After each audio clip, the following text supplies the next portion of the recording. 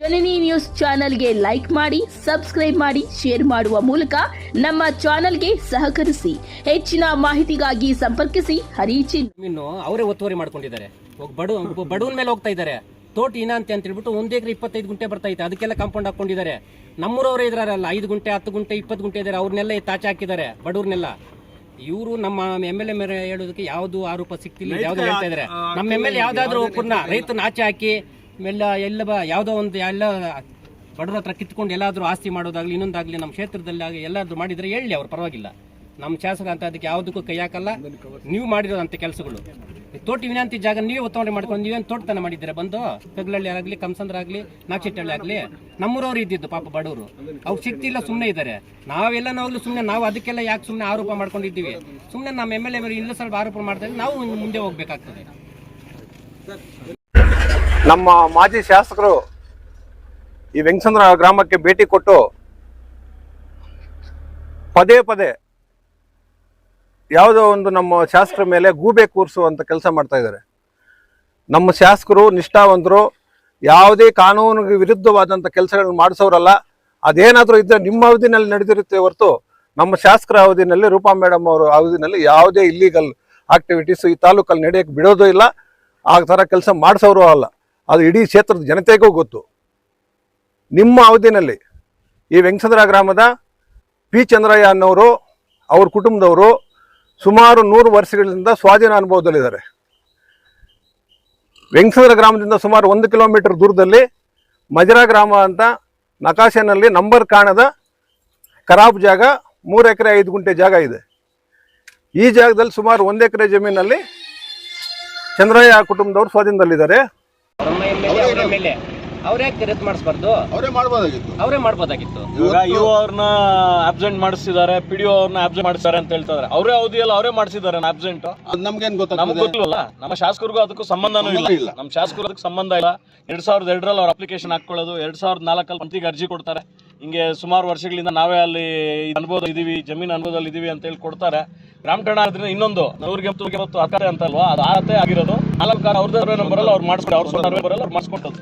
ಇದರಲ್ಲಿ ಯಾವುದೇ ರೀತಿಯಾಗಿ ನಮ್ಮ ಶಾಸಕರದಾಗ್ಲಿ, ನಮ್ಮ ಶಾಸಕರದ್ದು ಇನ್ನೊಬ್ರದ್ದಾಗ್ಲಿ, ಯಾರ್ದೇ ಆಗ್ಲಿ ಇದರಲ್ಲಿ ಇಂಟರ್ಫಿಯರೆನ್ಸೇ ಇಲ್ಲ. ಇದಕ್ಕೂ ಶಾಸಕರಿಗೂ ಸಂಬಂಧ ಇಲ್ಲ.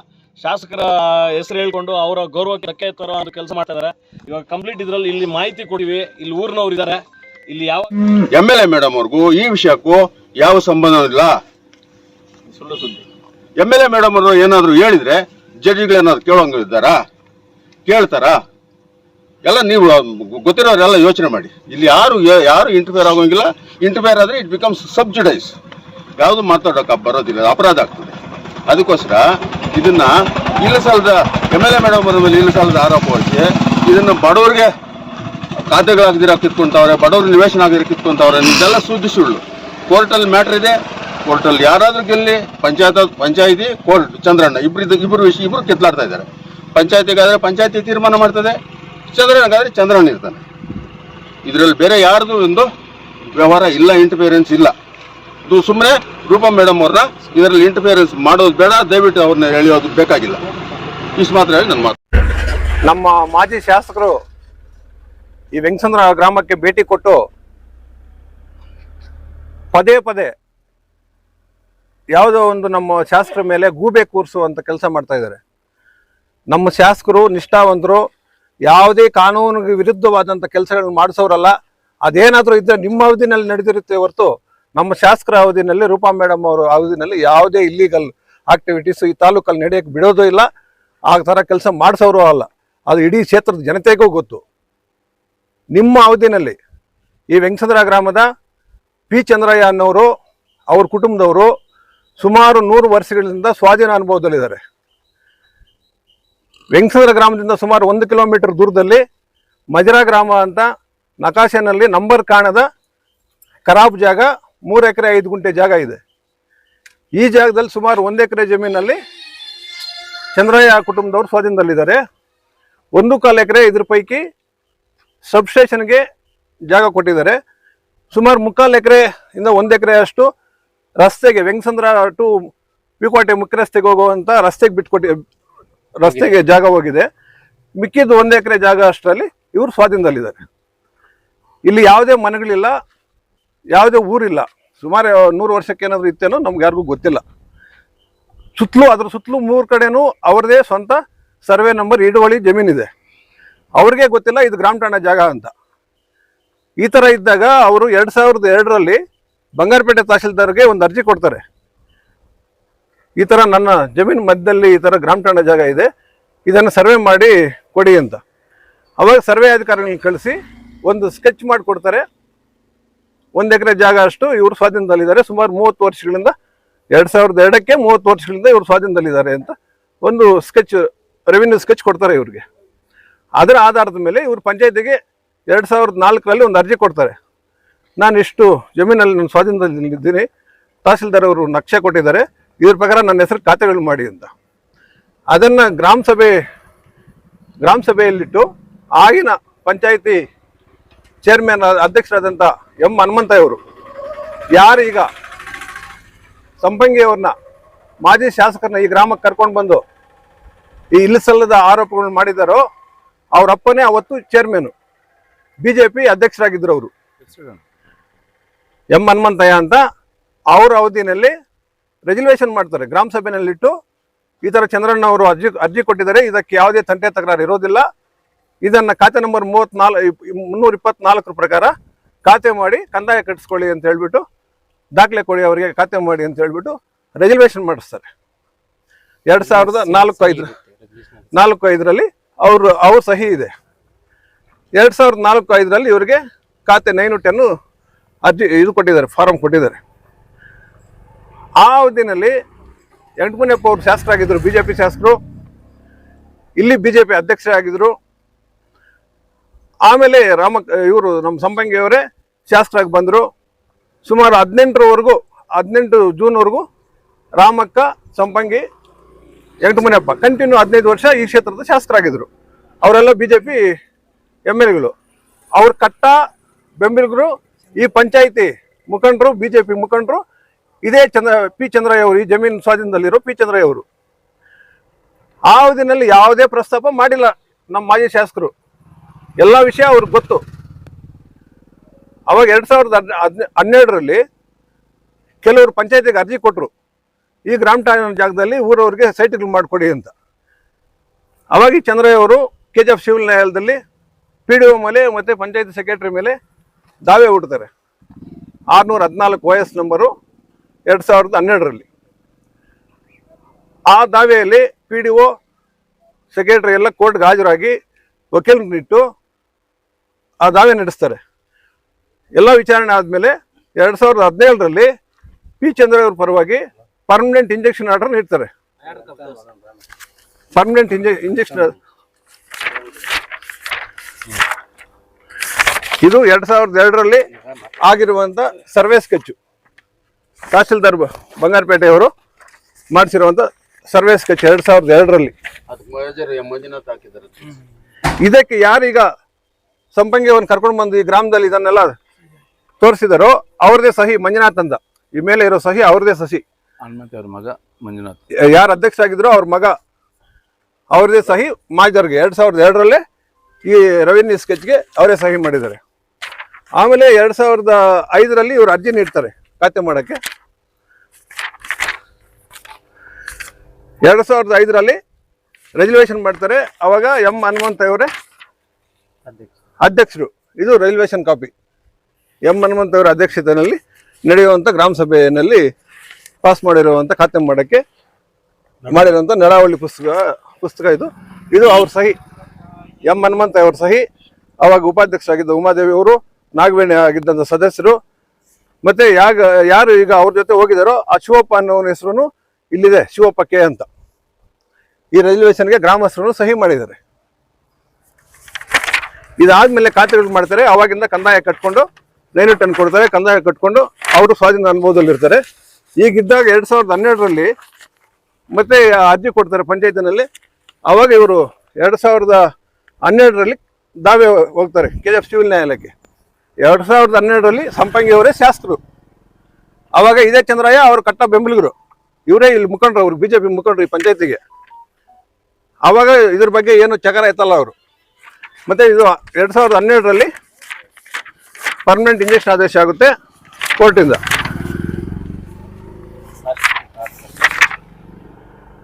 The dependent or anybody acting under them are be permanently restrained from interfering with the plaintiff's peaceful position and enjoyment of the suit settled property in any manner.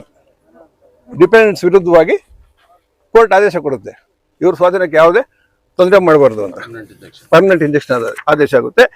ಈ ದಾವೆನಲ್ಲಿ PDO ಅವರು ಎಲ್ಲ ಡೇಟ್ಗೂ ಹಾಜರಾಗ್ತಾರೆ, ವಿಚಾರಣೆ ನಡೀತದೆ, ಅವ್ರ ಪರವಾಗಿ ವಾದ ಮಂಡಿಸ್ತಾರೆ. ಎಲ್ಲ ಆದಮೇಲೆ ಈ ಆದೇಶ ಕೊಡೋದು. ಅವಾಗಿದ್ದು ಸಂಪಂಗಿ ಅವರೇ ಶಾಸಕರು. 17ರಲ್ಲಿ ರಾಮಕ್ಕ ಅವರಿದ್ರು. ಏನಾದರೂ ಅಧಿಕಾರಿಗಳು ಕೇಳಿದ್ರೆ ಅವ್ರ ಮಾತ್ರ ಕೇಳಿರ್ಬೇಕೆ ಹೊರತು ಅವತ್ತು ರೂಪಮ್ಮ ಅವರು ಈ ಕ್ಷೇತ್ರಕ್ಕೆ ಯಾವುದೇ MLAನೂ ಅಲ್ಲ, ಶಾಸಕರು ಆಗಿರಲಿಲ್ಲ. ಇಲ್ಲಿ ಸುಮ್ಮನೆ ವಿನಾಕಾರಣ ನಮ್ಮ ಶಾಸಕರ ಮೇಲೆ ಅವ್ರು ಗೂಬೆ ಕೂಡಿಸುವಂತ ಕೆಲಸ ಮಾಡ್ತಾ ಇದ್ದಾರೆ. ಆಮೇಲೆ ಇದೇ ಯಾರು ಈಗ ಸಂಪಂಗಿ ಅವ್ರನ್ನ ಕರ್ಕೊಂಡು ಬಂದಿದ್ದಾರೋ ಈ ಗ್ರಾಮಕ್ಕೆ, ಅವ್ರ ಹಿಂಬಾಲಕರು ಇವ್ರ ಹತ್ರ ಈ ಖಾತೆನ ರದ್ದು ಮಾಡಬೇಕು ಅಂತ ಒಂದು ಅರ್ಜಿ ಹಾಕ್ತಾರೆ. ಅಲ್ಲಿ ಕೇಸ್ ನಡೆದು ಅವ್ರು ಎಂಡಾಸ್ಮೆಂಟ್ ಕೊಡ್ತಾರೆ ಅವ್ರಿಗೆ. ಇದು ತಾಲೂಕ್ ಪಂಚಾಯತಿಯಿಂದ ಎಂಡಾಸ್ಮೆಂಟ್ ಕೊಟ್ಟಿರೋದು. ಸಿವಿಲ್ ಕೋರ್ಟ್ ಅಲ್ಲಿ ಪರ್ಮನೆಂಟ್ ಇಂಜೆಕ್ಷನ್ ಆಗಿದೆ, ಅವ್ರ ಖಾತೆ ಆಗಿದೆ, ರೆಸಲ್ಯೂಷನ್ ಆಗಿದೆ. ಇದ್ರ ಮೇಲೆ ನಾವು ಯಾವುದೇ ಕ್ರಮ ತಗೊಳಕ್ ಬರೋದಿಲ್ಲ ಅಂತ ಹೇಳ್ಬಿಟ್ಟು ಎಂಡಾಸ್ಮೆಂಟ್ ಕೊಡ್ತಾರೆ. ಇದಾದ್ಮೇಲೆ ಪಂಚಾಯತಿ PDO ಮೇಲೆ ಚಂದ್ರಣ್ಣ ಮೇಲೆ ಲೋಕಾಯುಕ್ತ ದೂರು ಕೊಡ್ತಾರೆ. ಇದೇ ಟೀಮು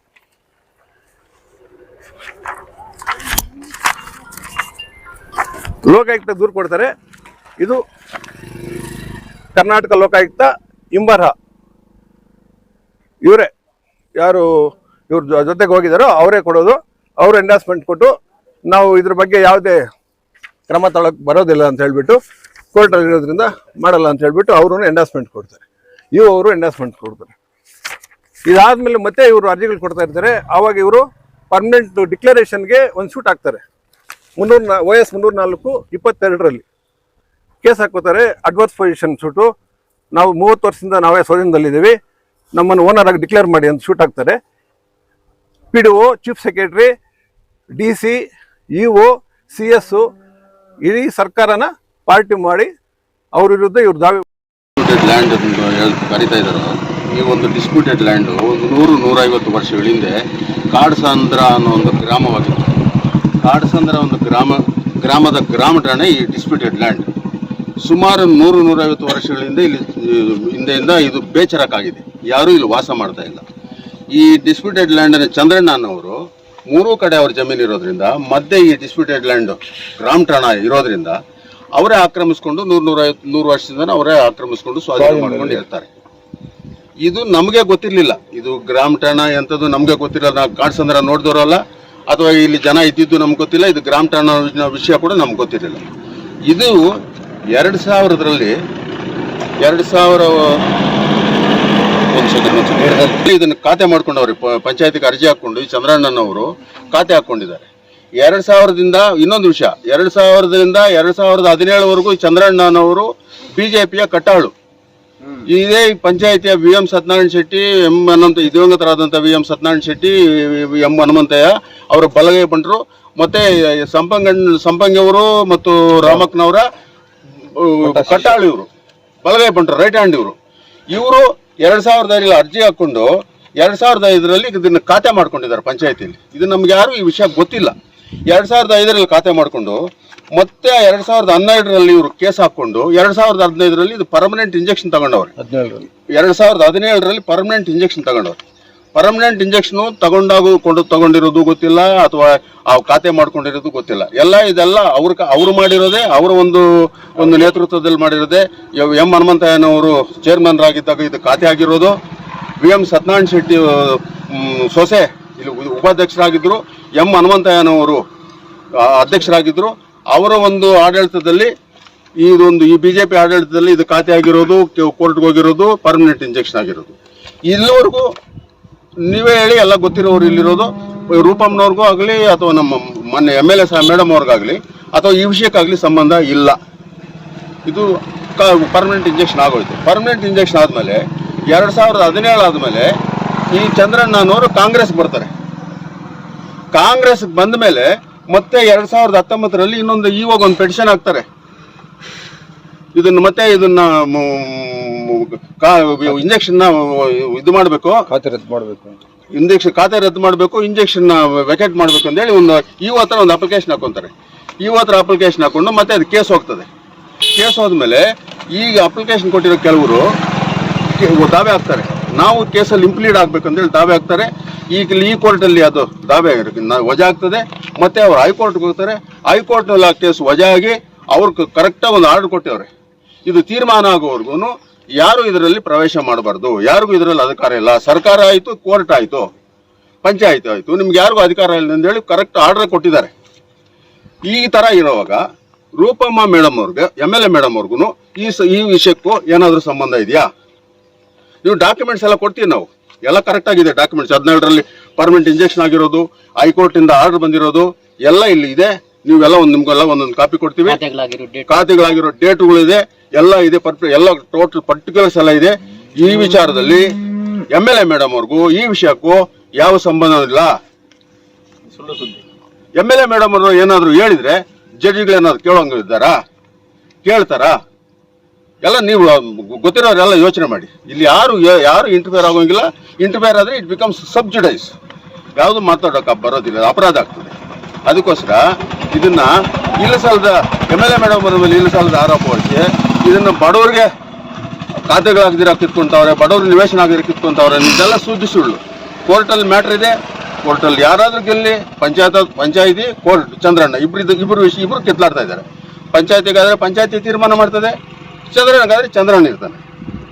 ಇದರಲ್ಲಿ ಬೇರೆ ಯಾರ್ದು ಒಂದು ವ್ಯವಹಾರ ಇಲ್ಲ, ಇಂಟರ್ಫಿಯರೆನ್ಸ್ ಇಲ್ಲ. ಇದು ಸುಮ್ಮನೆ ರೂಪಾ ಮೇಡಮ್ ಅವ್ರನ್ನ ಇದರಲ್ಲಿ ಇಂಟರ್ಫಿಯರೆನ್ಸ್ ಮಾಡೋದು ಬೇಡ, ದಯವಿಟ್ಟು ಅವ್ರನ್ನ ಎಳೆಯೋದು ಬೇಕಾಗಿಲ್ಲ.